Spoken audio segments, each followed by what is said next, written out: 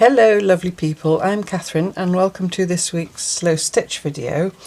I talked earlier in the week about starting my oak spool, so I've got this lovely oak spool made for me by Corin's husband. Corin is here in our lovely community and she sent me actually two of these that he made, and then recently I eco-dyed and printed a whole selection of cloth because this spool is made from reclaimed oak. I used oak leaves, oak galls and acorns to print or naturally dye this big pile of cloth, and I'm going to make a stitch meditation scroll or spool from these. I did talk about starting that today, but I've had a little rethink because I will do that at one point, and I might talk a little bit about it later in the video. But this week I had my first in-person slow stitch workshop that I taught or guided or whatever word you want to use for years, 8 years or more, and it's the first of 3 and maybe hopefully more going forward, and it was just absolutely lovely. It felt like coming home. It was a wonderful group of women. There were 15 of us, I believe, maybe 16 including me. And I'm doing over the 3 sessions, the 3 monthly sessions, a kind of broad overview of slow stitch and what it means to me. And this week I prepared them each a little, here's one left over, a little blank stitch meditation scroll on a old Silco, some of them had coats, but an old wooden thread spool. And then during the workshop they sat and collaged little pieces on and stitched, and we chatted about, you know, things to do with slow stitch, things to do with sewing. A few of them are here in our community, so hello to you if you're one of those people that were actually there. But I thought it would be nice because obviously you can't all come. I mean, we were already quite a squeeze in the room, it was cosy, but if everybody who watches me had come, then yeah, obviously that wouldn't have worked, but also for geographical reasons and other reasons, obviously not everybody can come to an in-person with me. So I thought maybe it's nice when I do these in-person sessions, if I make a little video afterwards, not sort of repeating the workshop as such, but along the same theme and sharing some of the ideas that came up and so on. I just thought maybe it was a nice way to include you all in that, because as we were leaving, as we were packing up to go, one of the women said, one of the women who watches me here on YouTube said how lucky she felt to be able to come in person, you know, to live locally, and thinking of all those other people that can't, which I thought was a really lovely and generous thing of her to say. And so that got me thinking, and yeah, so that's what I'm going to do today. So what I've got here is a selection of my stitch meditation scrolls and spools, and I thought I'd just do a little show and tell. Some of them you will have seen already. I'm not going to go through every inch of every one because I would literally be here all day, but I'm just going to talk a little bit about the different ones and my ideas behind making them and how I make them and why I make them. So I hope that's interesting. Stick around if you think it is. So in its most basic form, for me, I mean these are different things to different people, I know, a stitch meditation scroll is a meditation practice through stitching. Kind of, I guess the clue's in the name. It has no purpose beyond that. It has no finished use. I know some people make snippet rolls and use them in their work, that these are related, but for me it's not that. Although there is something about that I do want to share. I'll say it while I think of it, sorry, tangent. Two of the women brought their coverlet of comfort to show. They're following along with the coverlet of comfort project, and one of them, Alison, hello Alison, if you're watching, had used she'd made a stitch meditation scroll with some of the scraps from her coverlet. I suggested it months back and I started one. I think it's that one. and I haven't finished it. It's in progress. But she'd made one or two with her scraps, slightly bigger ones, and a couple of her sections in her coverlet of comfort, as has happened to me and I know has happened to many of us, ended up slightly too small. So what she did was she cut a piece out of her stitch meditation scroll using the same pieces of cloth that were already in her coverlet and stitched that to fill the gap. I just thought that was genius, and I asked her if she minded if I passed the idea on, and she said she didn't. So there you go, from Alison to you via me. If you're making the coverlet and you've got a gap and you happen to have a stitch meditation scroll, or you could make, you could just make a piece especially in the stitch meditation scroll style to use as a little filler. I just thought that was a lovely idea. So yeah, so what was I saying before? So in its most basic form, for me, I find a spool of some kind, and that can, most commonly it's some kind of thread spool, or it might be one like this, which is a vintage one that I found that's obviously come off a loom because it's got the metal thing in the end there where it's obviously stood on something. This is another kind that's also come off a loom, and then I've got great big ones like this, and this one, vintage, just picked up here and there. This one I picked up recently in a little junk shop in the town here near where I live. But these, I guess, the wooden thread spools are the most easily available, although they can be tricky to find. And if you can't find proper spools, and you don't have a lovely person who does wood turning to make them for you, you can just use anything that you can wrap something around. I mean, here I've got this one to show you. It's round an old vintage dolly peg. You know, those sort of carved wooden pegs. But you could equally use a natural stick that you found in nature or in your garden or whatever. Just, maybe clean it up a bit and sand it if you have to, if it's a bit coarse, and just wrap it around a stick. And there's all kinds of other things that people do. If you look on YouTube, I think Jerry Bellini did one using the plastic ones and she painted them. There's other things you can do as well. But yeah, you just need something. It doesn't have to be a cotton reel or a thing off a loom. You just need some kind of stick form. People have used vintage wooden rolling pins. You could have a look at in junk shops or whatever and just think I just need something long and thin, and it could be anything. It could be anything at all, so you can think outside the box. So don't feel you have to have these vintage wooden cotton reels or things off looms to actually make one of these. You don't. You can just wrap it around anything at all. I think I've said anything enough times for you to get the idea. So in its most basic form, going back to the beginning of this sentence that was several hours ago, I find that this is my process. There's other ways of doing it, but this is just how I do it.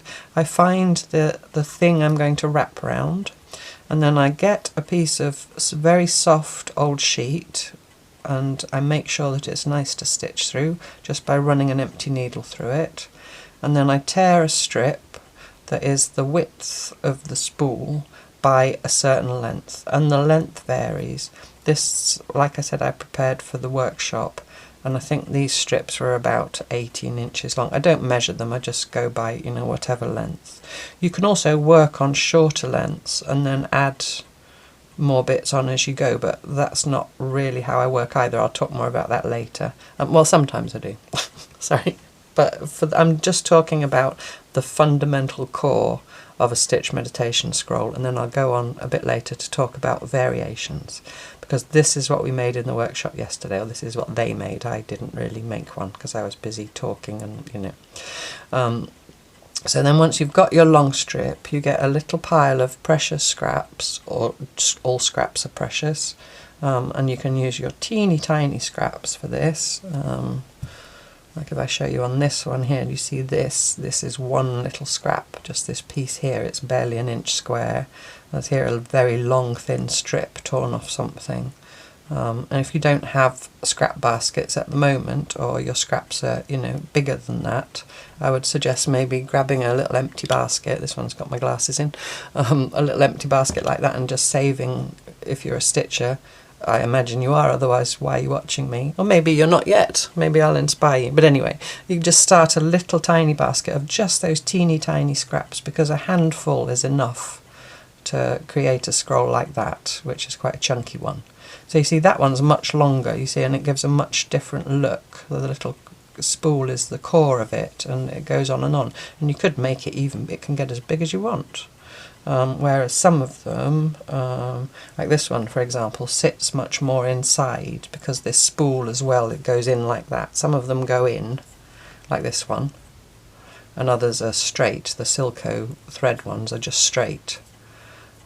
So yeah, so you get your background, you get your little scraps, and then you just lay them on, and all you need to do is just overlap them by a little bit, and whatever pleases you, there's no right or wrong. And then I do the invisible baste to hold everything in place, the invisible baste that I learnt from the wonderful Jude Hill. I need to get that off, it's annoying me. Which is a tiny back stitch on the surface of the cloth and a longer stitch on the back. If you've been here a while, you'll know it already. And if you think of it like, because initially you've pinned.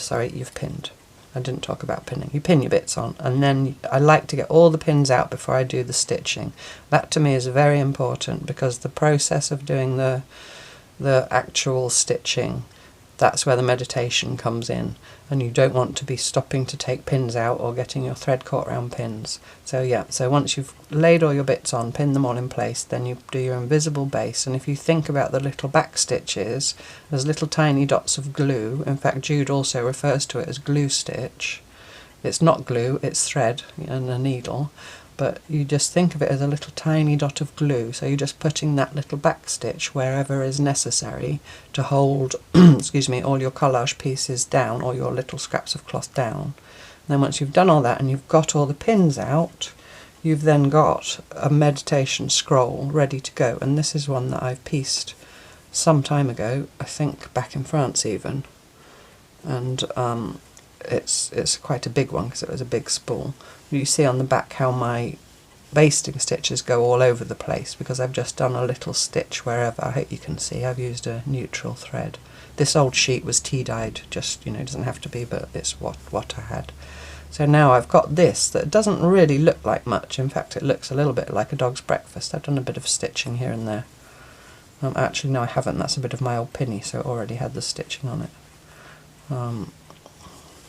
So you've got this is quite a long one, quite a big chunky one, but you've got this lovely surface to stitch on. And you see I've mixed up the colours, it's nothing really goes with anything. I've almost just slapped them on any old who. I'm just wondering if there's any Auntie Lily's pillowcase in here. One of the women yesterday who watches me here said, how big was Auntie Lily's pillowcase? It seems to be in every video, but there isn't any on that one. I'll roll it up later, otherwise we'll be here all day. So once you've got this, and I would even be inclined to make a few of these if I had, you know, my little basket full of scraps, then you've got that on hand, and then you can just put that in your bag with a needle and thread. What I use as threads for the most part are from what I call my Tangley nest. Now this is just random ends of, I nearly exclusively use 6-stranded embroidery floss. So you know, sometimes you cut off from a skein your length, and then you pull off 2 strands to use, you've got 4 strands left over. I throw them in there. So this is all different colours. So I'll just pull threads from here and stitch them into my scrolls. Orts, by the way, someone asked me recently to remind them what it stood for. I've seen it refers to odd random threads and things like that, but actually it's a word that means literally scraps of leftover food, and I think it's got Germanic origins. So that's where the word originally comes from, but it's used these days in our sewing world to refer to odd random threads. And this is what I use to stitch on my scrolls. So then you've got this, you've got your blank scroll, you know, the one that you've collaged and basted, and then you need a needle and a pair of scissors, and you can just sit and stitch on that. And now I just wanted to show you a few of them. And you can obviously do themes if you want. I did take some people a little bit by surprise with my one I'm currently, well, I'm stitching on a few of them. I don't make one, finish it and start another one. Generally I stitch on a few at a time, just whichever one I happen to pick up. I'll talk more about that in a minute. Yeah, so I turned up yesterday, day before yesterday, to the workshop with this, which is not really me at all in terms of colours.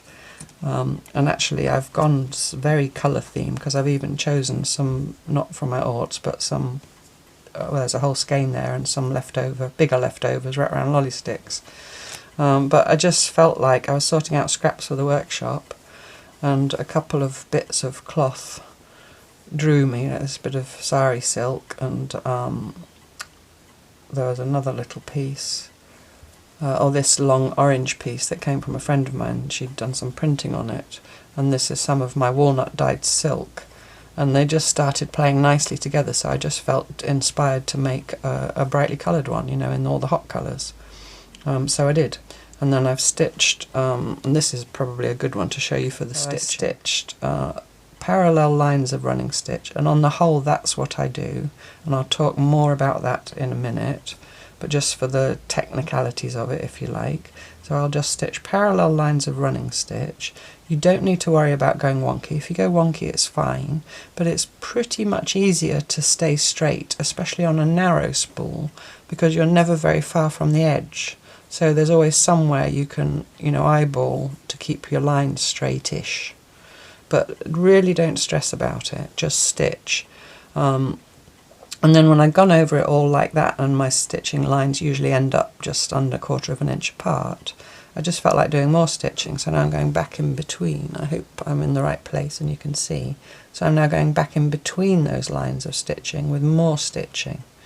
And that's a lovely thing to do, filling in the lines in between. Just do try that, do your lines a certain width apart to start with, and then go back in between. Filling in that space. There's something so comforting and soothing about stitching into that space, and also observing how the stitching changes the surface of the cloth, and that will vary from cloth to cloth. This is quite a high thread count, so the little ripples that are being created are quite sharp. Whereas if you go into a softer cloth here, like this cotton flannel from an old shirt, the ripples are very soft as well. So that again is part of the meditation. As you're stitching, you're observing how each little scrap of cloth that you stitch through. Here's some of Auntie Lily's pillowcase. It was literally one pillowcase. I don't feel like anybody believes me now, but it was. I only use little bits at a time. There's hardly any left. Anyway. Yeah, what was I saying? I said, and here in this cotton gauze, you see it's beautiful, the softness of the cloth, the way it takes the stitch.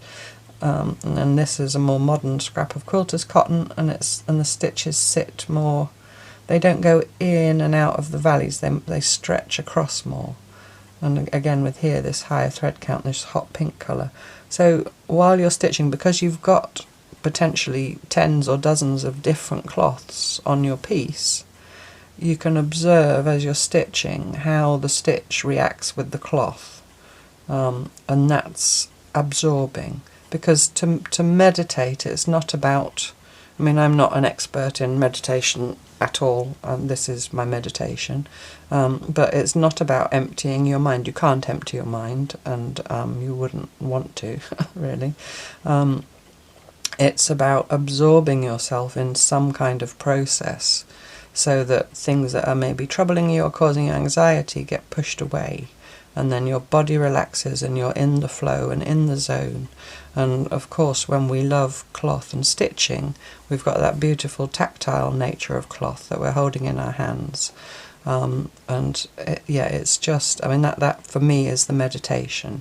And the other thing, there's a few things about stitching on these, is that because you're stitching a long thin piece or a long piece, you're not making lots of turns. So this is quite a short one, really. This is only about 20, maybe 2 feet long. So I'm stitching for 2 feet before I have to make any turns.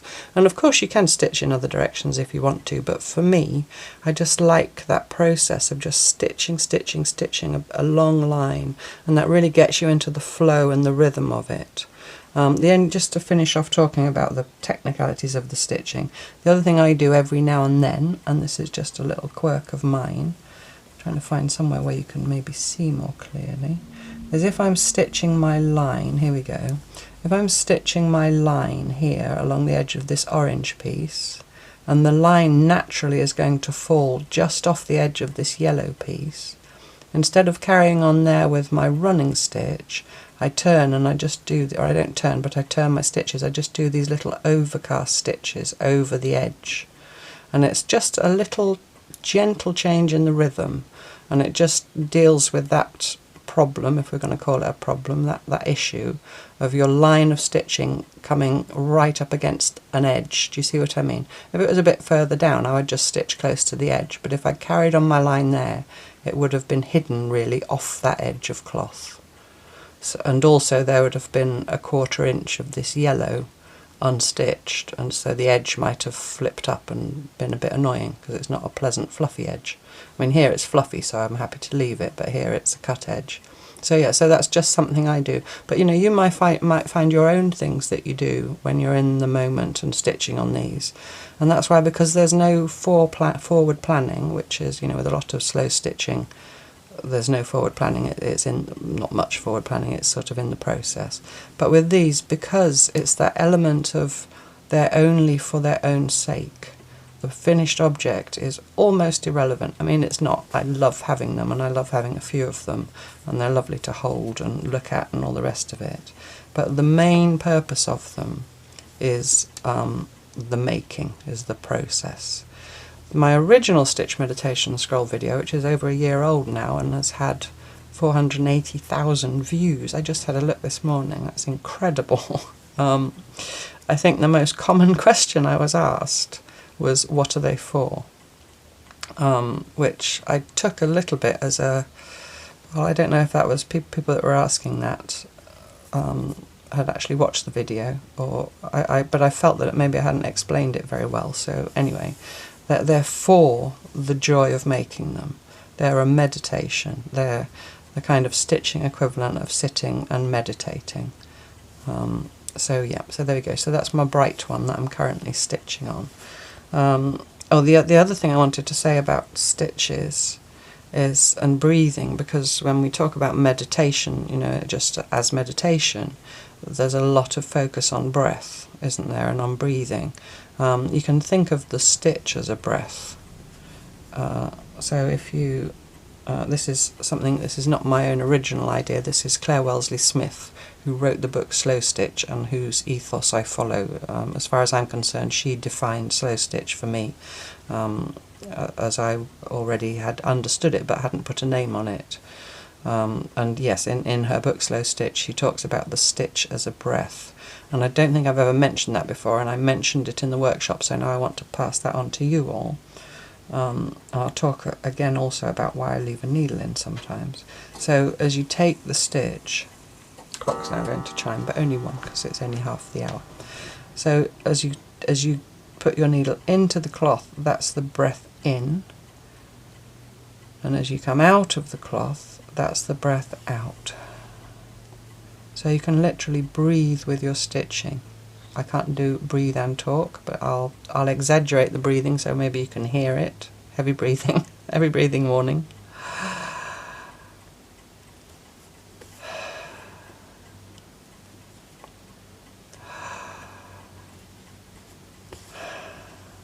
So obviously I've exaggerated so that you can hear me, but I hope you get the idea.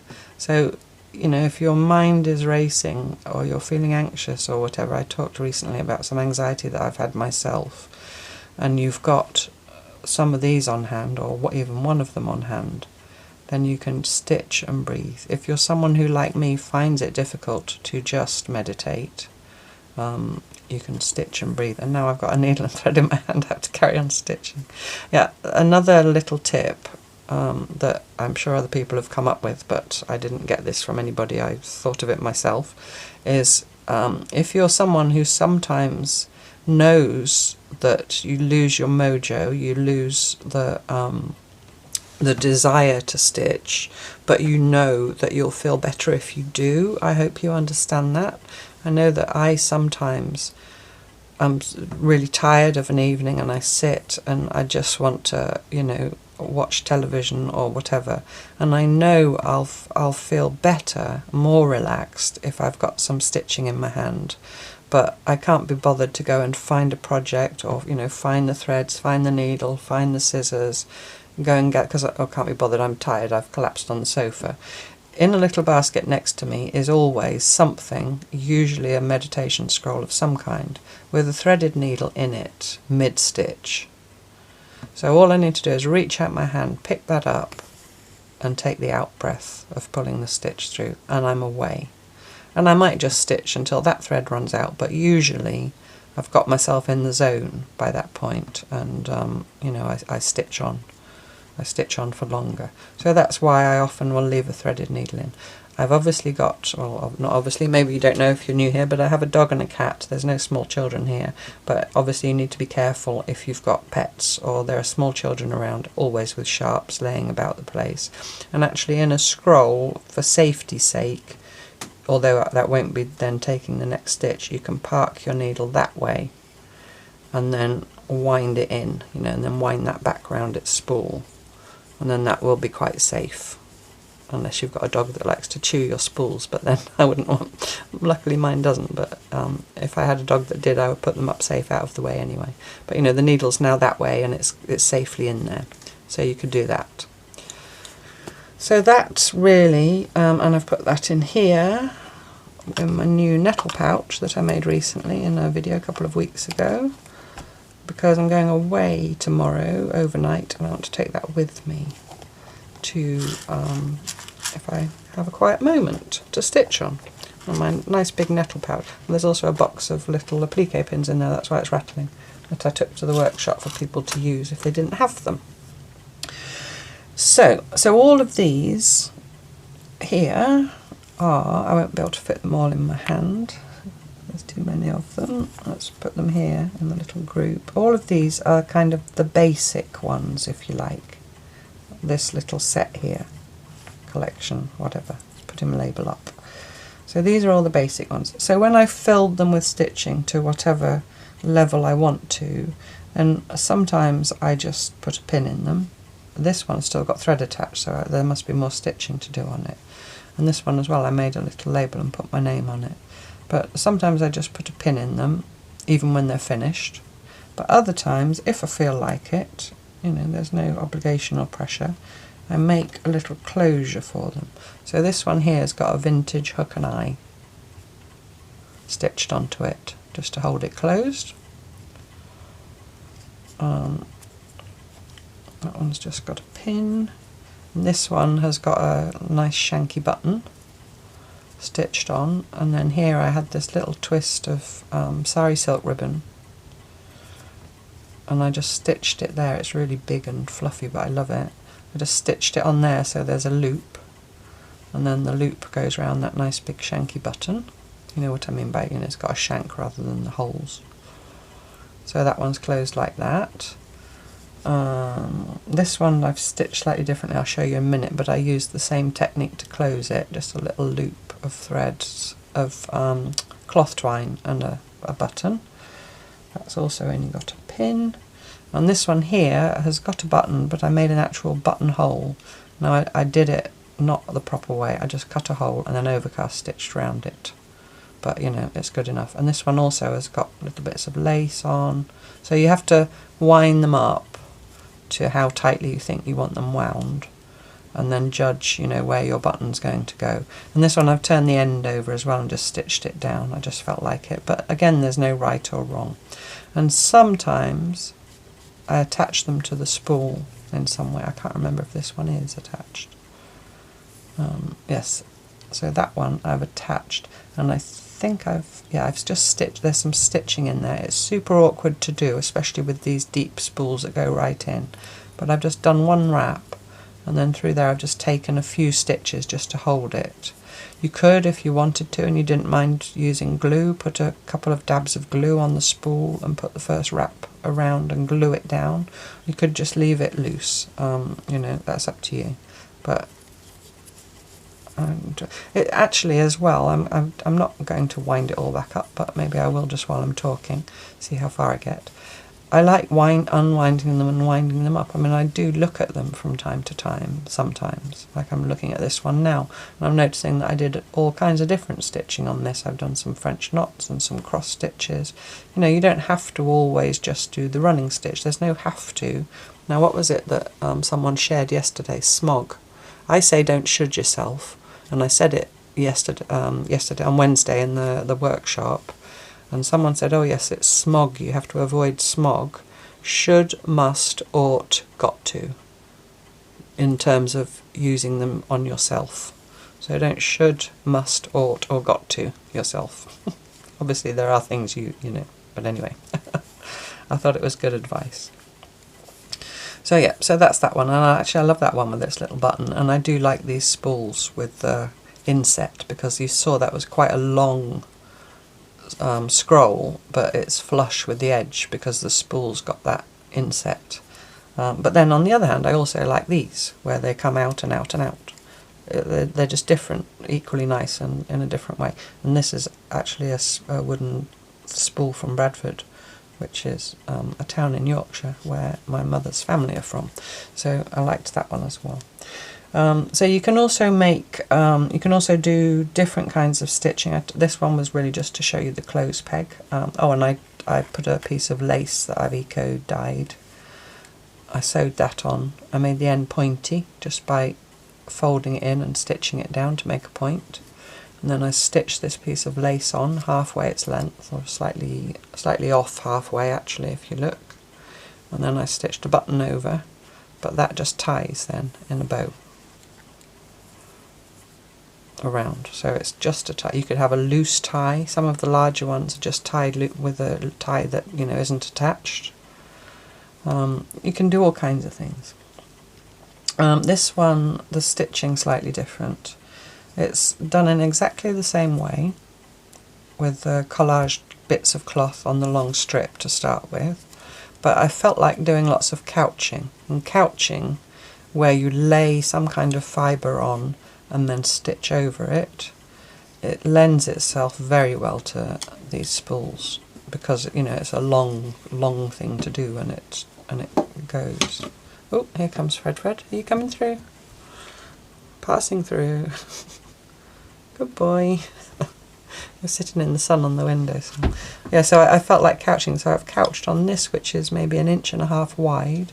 I've couched 1, 2, 3, 4, 5, 6, 7 lines of stuff of various kinds. Some of them don't go the whole length. If it was too short, I just added another bit. And then in between the couching, I've done different kinds of running stitch. So I've done a running stitch there, and then I've whipped it, you know, Marion stitch, where you do your line of running stitch, and then with the eye of your needle you thread another thread through every stitch. There I've done a magic running stitch, or the double running stitch it's called. It's used a lot in Indian Kantha embroidery, where you do one line of running stitch in one colour, and then you come back in another colour and make a second line of stitches in the spaces between. That was another line of running stitch that I whipped. So yeah, again, they're all great long lines of things, but not necessarily running stitch. And all the background is yellow, but they were all bits that I collaged on. It's not one piece of yellow cloth. They're all little scraps. So that was a different kind of stitch meditation, a different kind of process. And that one I didn't attach at all. You see, it just comes off loose. And that's quite a long one. I wouldn't like to say how long it is, but yeah, a couple of yards maybe, a couple of yards probably. So I'll wind that back on later.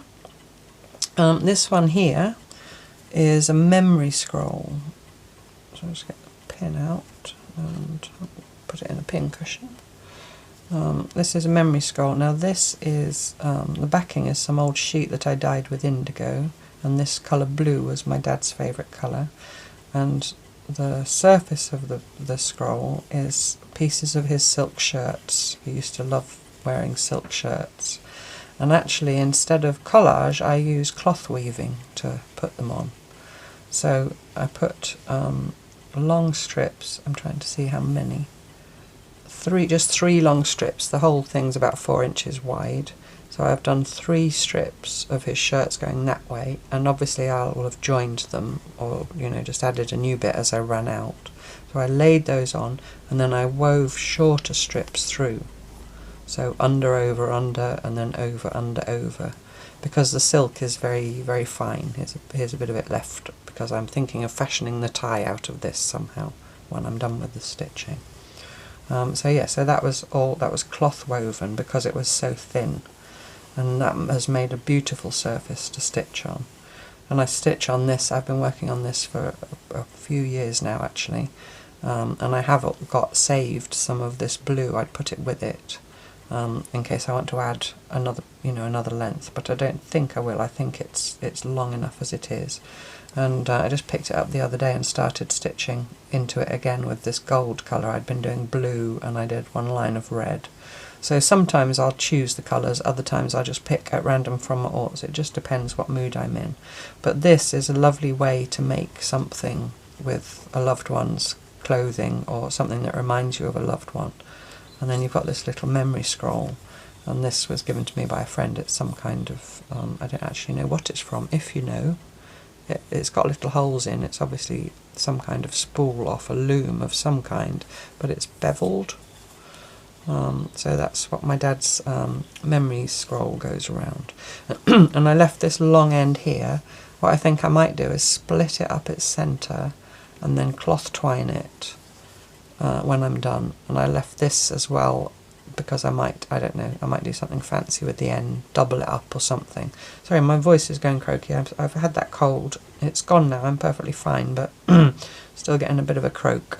Yeah, so I just thought that might look nice then, and then if I split that into 2, like nearly to the end, and then twine it, and then put some kind. I've actually got some buttons off his shirts, so I'll probably use one of those buttons when I eventually finish the stitching. But you can, I've gone in between. My stitching lines are now 1/8 of an inch apart. I could go in there again if I wanted to and stitch more. I just keep stitching until there's no cloth visible anymore, and because it's silk, the ripples are just beautiful, and I wish you could feel it. It's so soft and lovely. And while I'm stitching on this, I'm thinking of my dad. I'll show you the back as well. Let me see the back story. And sometimes I'll do the first parallel lines of stitching my normal stitch length, which is, you get into a rhythm. It's like your handwriting. Sometimes I'm asked how long do I need to make the stitches. There is no right or wrong, and it's very difficult to force it because you'll have a rhythm. And when you work on these scrolls, which are long and thin, like I said, you can do a whole long line, maybe even a couple of yards in the case of this one, a couple of yards of just stitching without changing direction or having to think. You might have to change your thread, but apart from that, you'll find your stitch rhythm and go with it. And if your stitches are bigger or smaller, if they vary in size or whatever, that's your handwriting, that's your stitch writing, if you like. So just embrace it. Having said that, I do then sometimes, when I go back in between, take smaller stitches, and then I have to apply more concentration, if you like, to keep my stitches small. Because if I just let my hands go with the muscle memory, it'll go back to my stitch hand. So it's kind of like your normal handwriting that you do if you're writing a shopping list or something like that. That's your normal running stitch. And then if you're writing a birthday card for somebody special, and you try really hard to keep your writing neat, you have to concentrate more, you have to stick the corner of your tongue out of your corner of your mouth and all that, you know the thing.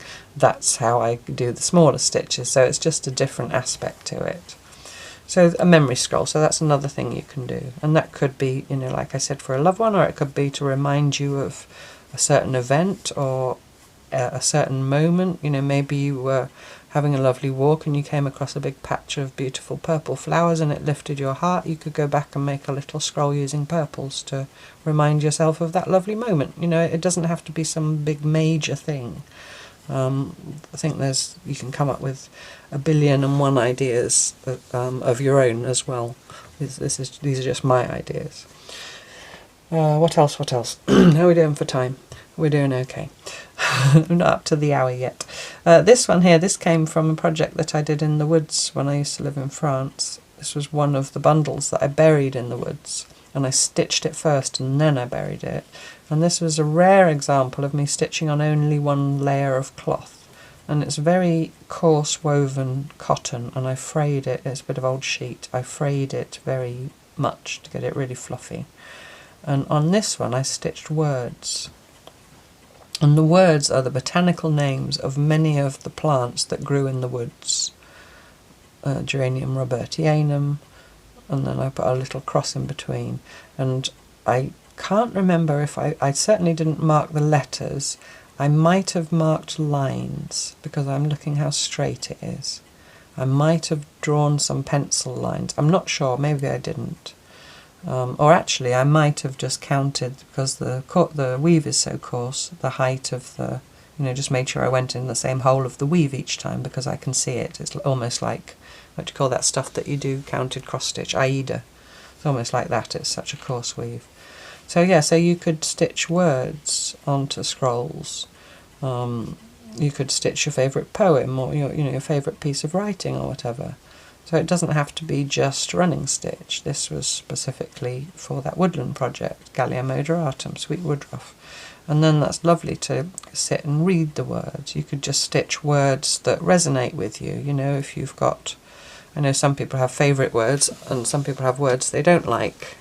Moist is one, apparently, that a lot of people don't like it. Apparently, I don't know if it's a thing or if it's just an internet thing, but don't stitch those words. Stitch the words that you do like. I mean, I always like the word nevertheless. I just like the flow of it. Nothing to do with its meaning, just the sound of it. So you could, just stitch your favourite words, whatever gives you pleasure. So that's another idea. And then I'll show you this one last. This one I've just finished. And I've got a couple of others here which you have seen before in parts here and there, but just for completeness, these two big ones. This one I did actually show in the original Stitch Meditation scroll video. I was gifted in France a huge stack of old sheets of all different kinds. I mean, like 20 or 30 of them. And a lot of them were really worn and stained, and I washed them over a long period of time because they wouldn't all go in the machine at once because they were quite musty. And then I went through them and I picked and I cut or tore out every piece that had a darn or a mend. So here's a darn, and some of them are really fine, invisible mending almost, and others are much more rudimentary. And I also included if there were little laundry marks or monograms. You see, that's quite a rough mend there. But they're all cotton, linen or métis, which is cotton and linen blend. And they're all the squares. So see, that's a really rudimentary, let's call it, rustic darn. And then that's a lovely big fine darn. Look at that. And I cut them into squares. Some of them are the whole size of the square, and then some I cut into these smaller squares, and then I stitched them together. I mean, that is just staining, it's all laundered. And then I stitched them together using, again, that paperless piecing that I also learnt from Jude Hill method, where you fold the square around the card and then you whip stitch, and I use black thread deliberately so that it shows up. So I won't show you all of it. I did show you all of it in the original Stitch Meditation video if you want to see it, but that goes on and on. I mean, the spool's quite thin in the middle. Can you see? Can you see? It goes right on and on and on. And those are all the little darns and mends. And this for me was about honouring all those different hands that have mended these sheets over the decades, maybe 100 years or more. I'm not entirely sure how old the sheets were. And the value that those people placed in that cloth through need in those days. You couldn't just go out and buy a new sheet if you ripped the sheet. You mended it however best you could. If that was the best you could do, that's what you did. If you could do fine work like that, that's what you did, but you mended the sheet so that it was serviceable and functional, and you could carry on using it for a little while longer. We used to turn sheets. I remember my grandmother doing it when we had flat sheets, before they invented fitted sheets, which are great up until you try to fold them, aren't they? And the sheet would of course wear in the middle, and then you'd tear it up the middle, turn the edges in, and stitch a seam, usually a felled seam or a French seam, so there was no raw edge, up the middle of the sheet. And I can remember lying in bed at my grandmother's when I was a child on a turned sheet, feeling the rough. I'm closing my eyes now because I'm imagining it straight away, feeling the bump of the seam with my toe as I went to sleep, and just being soothed by that. So all those memories are in this scroll. So whilst it wasn't really a stitch meditation scroll in the way that these are, you know, how I talked about the process of stitching and creating them, it is a kind of meditation to think about that connection with all those other hands, probably women, but you know, who knows. But probably women that darned these sheets and looked after families, and you know, looked after the home and valued the materials. All the hands that have handled these sheets and done all that work before me. And I thought about that while I was creating this scroll, and every time I see this scroll and touch this scroll, I have a connection with those women. So that's a different kind of meditation. And then the last but one is this one, which again I won't show you all of it, but this was was it last year or the year before? I lose track of the time. Whenever we did the Stitch Journal project, the weekly Stitch Journal, and we did the bundle books, this is along those lines. These pieces of cloth, there were two slightly wider pieces of cloth that I'd rust printed and I'd stitched rusty objects into, and I'd left them out in my garden.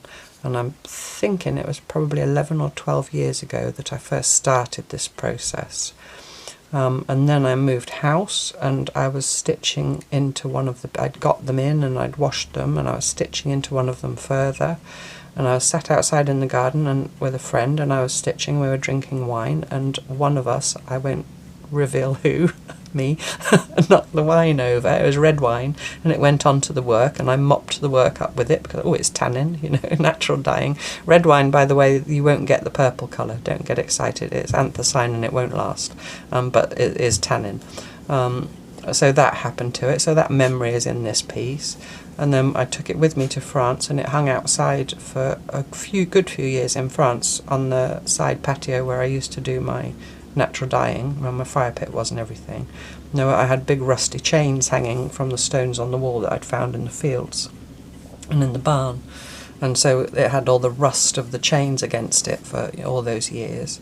And then one of the two, I lost it in a high wind. It was gone, and I later found it blowing around the horse field, so it got horses trampling on it probably, and you know, things like that happening to it.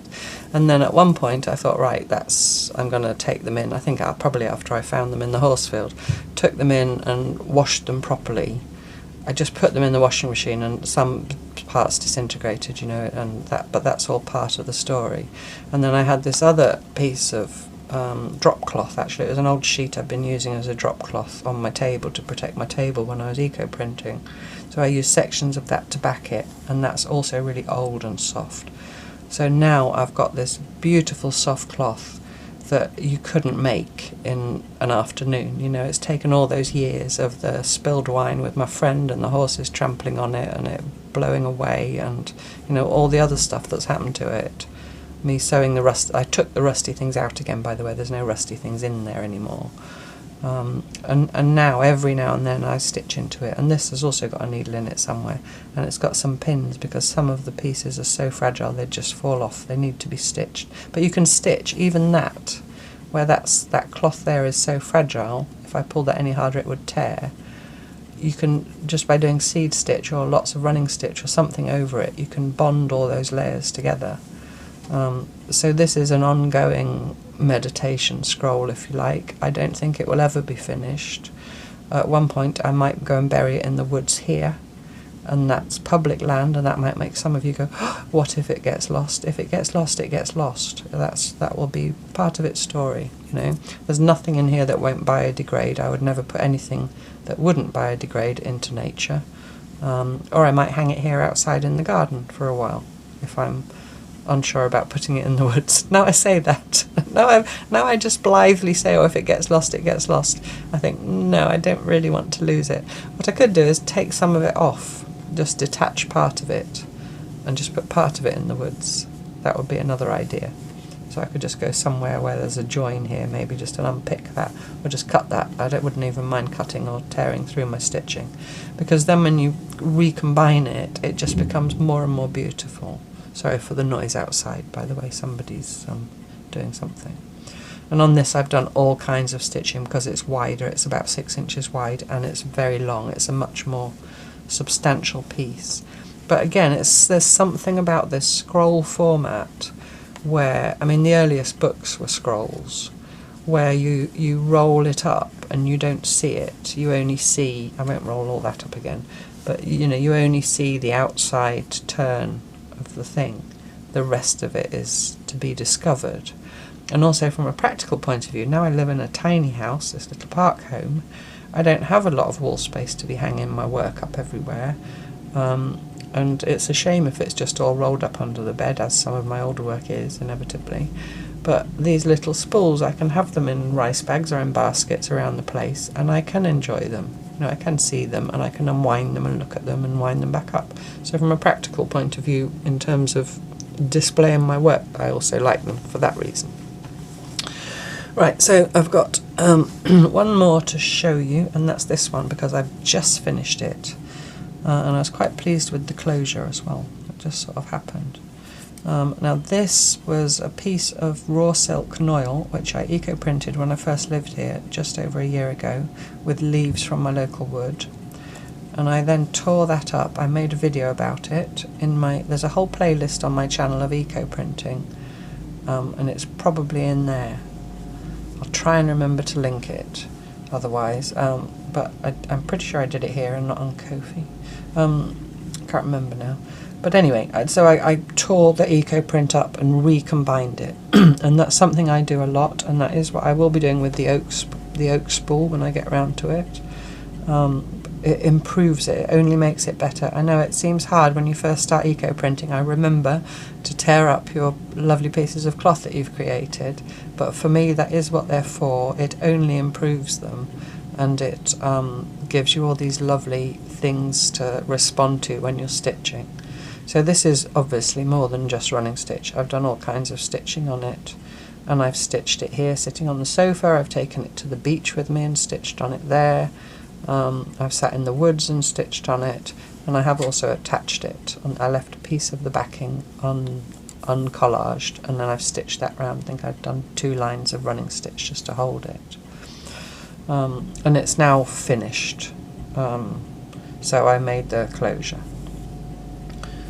So yeah, so I'm very happy with that. That's taken just over a year from start to finish, but this is a memory of that moment, or that time when I lived here, and then that walk I took in the woods, and I took a leaf or 2 from under every tree. It was autumn, so it was a good time to do it, and came back and eco-printed them onto this piece of noil. And that's all that's in there. It's just that one piece of noil torn up and recombined, and then the backing was some old flannel that I dyed, I think with acorns by the look of it. And then the string marks from around the eco print bundle, I'd left that piece flapping at the end. All I've done is folded it double and stitched it down there, which created a pocket. And then I threaded a piece of my walnut dyed silk through. That's now going to chime 12. I was trying to beat that, but I know you don't mind listening to it chime. I threaded a piece of silk through and tied a knot, and then I pulled it round so the knot's hidden inside there. And then that, as you saw, I won't wind it all up again, but that, as you saw, then just fastens round the button, and that's now inside out, but you get the idea, and creates that lovely little pleated effect. So that is my woodland, I don't know what to call it. I feel like it needs a name. So if you have any suggestions, but what I'd like to express is that it was about me bonding with the woods. India Flint uses a term topophilia, love of the land, topo like topography, and it's that when I'm in a new place, somewhere, and especially if I'm going to live there or near there, it's a way of bond. You know, like I went round the woods and looked at saw what trees and plants were growing, and listened to the birds and tried to identify the bird songs and all that. That's just partly the way my brain works, is that I like to get to know a place in the same way that you get to know a person, I guess, so that I can feel at home there. I guess that makes sense to everybody in some way or another. And part of that for me as an eco printer was to make this eco print scroll. So if you can come up with a snappy name to sum all that up, do please feel free to put it down in the comments. So I did promise some words further about the oak spool. There you go. Now it's done up. I was just pleased with how that worked out. I just liked it. So that's that one. Yeah. So I've got this. So I've got my bits of linen, a piece of linen that Corinne, who sent me the spook. I call it a spook. I best explain, because you maybe are new here. When we were messaging back and forth, her autocorrect changed spool to spook, so we started calling it spook, and now I can't stop. Yeah, she also sent me this linen which I dyed with oak galls, so I'm going to use this for a foundation. I've got enough to make 3 times that, because it's 3 times as wide as that. I'll start with 1 piece. I think it probably will end up being 2 pieces wide. And then I've got my pile of eco prints that I'll collage on in some way. But I'll do that with you. I won't not do that with you, but I'm obviously not going to do that today because I've already been here for ages. But I'll collage those on, and I'll do the invisible baste on them, and then it will be stitched much more in this style of this last one I showed you. So that's to look forward to. So I hope you enjoyed that. I hope that was nice to kind of have a little microcosm really of the in-person workshop that we had this week, and that you all feel maybe a little bit more included in that. And then maybe next month, after I've had the workshop again in person, I'll do something similar if you all say you like it. So anyway, thank you so much for watching. I'll get some of these lovelies in just for you to look at while I wave at you. And I hope if you're not already into these... Oh, this one. Let me just, rewind, Catherine. This is a very tiny, narrow one. There was some comments in some quarters yesterday about how narrow this is. I mean, I commonly make them that narrow because that's the size of a spool of thread. But I've had this one for some time. This is a JP Coates 6-cord. And it's got both its labels, which is, the holy grail for them to have. Someone's put it on the spike of their sewing machine, but you can't have everything. But the little bit available inside is barely ½ an inch wide. But I am thinking of making a little scroll, and I'm thinking of doing some words, but just one line of something. Might be a poem, it might be something like that. But that's my thoughts for that. So, yeah, just wanted to tell you that one last thing. Okay, so what was I saying before that? Thank you so much for watching, wasn't I? And I hope you enjoyed that, and I hope if you're not already into spools that maybe I've inspired you to give one a go. Just start with a little one and see where you end up. And lots and lots of love and kisses to all of you. Take care of yourselves, and I'll see you next time for more cloth tales. Bye bye. Bye bye.